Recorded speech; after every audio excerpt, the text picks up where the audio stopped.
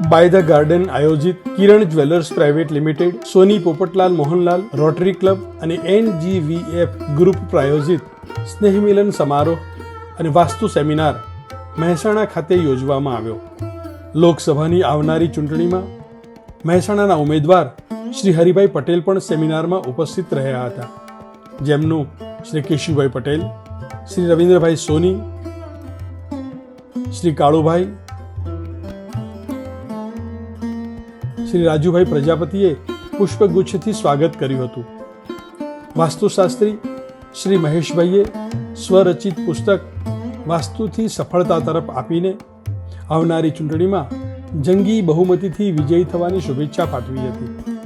Shri CT પ્રજાપતિએ આનર્થ art association અને કલા પ્રતિષ્ઠાન વતીથી ચૂંટણીમાં ભવ્ય વિજયી બનવા શુભેચ્છા પાઠવી. અમારા ખાસ મારી લગભગ પહેલી કે બીજી બેચના પ્રિય શિષ્ય ભાઈ શ્રી CT પ્રજાપતિ, મેં એને 1983 કે 84માં ભણાવેલા. 83માં મારા સ્ટુડન્ટ, હા, હું કોલેજમાં પ્રિન્સિપલ હતો, મારા વિદ્યાર્થી હતા રે. એ પછી તો સુરત ગયા, એટલે સરસ નામ તમે કે અમને ગૌરવ રાખી. ગુરુને ક્યારે આનંદ થાય, પોતાનો શિષ્ય નામ બધાને આનંદ થાય, વિશેષ આનંદ થયો ભાઈ શ્રી CT પ્રજાપતિ. આપ સૌ જે લોકો આખો દિવસ આટલો સમય ફાળવી દે અને આ વિષયમાં તમે કંઈક પ્રશ્નોત્તરીને જ્ઞાન મેળવવા માટે તમે પસાર કર્યો, સૌ સામે પ્રેક્ષક મિત્રો.